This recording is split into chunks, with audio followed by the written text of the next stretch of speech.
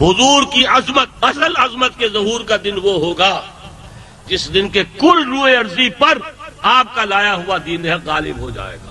تب بعثت محمدی کا مقصد مکمل ہوگا اور تب حضور کی اصل عظمت کا بتمام و کمال ظہور ہو جائے گا. اور جاء الحق وزهق الباطل وکان ان الباطل کان زہوقا، اس کا نقشہ کسی ایک ملک میں نہیں، کل روئے ارضی پر پھیل جائے گا.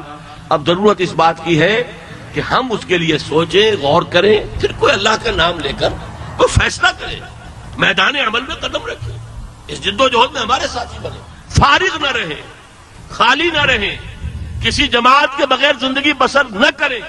انی آمرکم بخمس اللہ امرنی بہن بالجماعت والسمع والطاعت والہجرت والجہاد فی سبیل اللہ. کوئی بھی ایمان رکھنے والا اللہ پر اور محمد پر صلی اللہ علیہ وسلم اس جد و جہد سے محروم نہ رہے، اس لیے کہ وہ محرومی پھر بڑی ابدی محرومی ہوگی.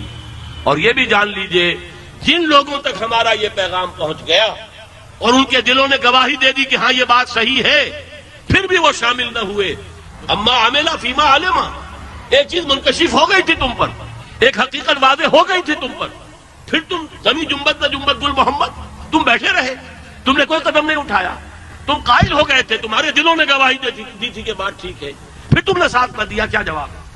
سوچ لیجئے. یہ گھڑی محشر کی ہے، دور سے محشر میں ہے، بیشتر غافل عمل کوئی اگر دفتر میں ہے. آپ نے فرمایا تھا حاسبوا انفسکم من قبل ان تحاسبوا، اپنا محاسبہ خود کر لو اس سے پہلے کہ قیامت کی اس عدالت میں کھڑے ہو کر تمہارا محاسبہ کیا جائے. یہ میں ذرا تلخ باتیں کہہ رہا ہوں، جیسا نہ ہو کہ بس نشستن تو گفتن تو برخاستن، اب جمع ہوئے تقریر سن لی اور وقتی طور پر دل نے بھی گواہی دے دی، کچھ جذبہ بھی ابھر آیا، لیکن یہ کہ پھر وہیں کے وہیں کھڑے رہے جہاں تھے، پر نالا وہیں گرا جہاں پہلے گر رہا تھا. اللہ تعالیٰ اس انجام سے مجھے اور آپ کو بچائے.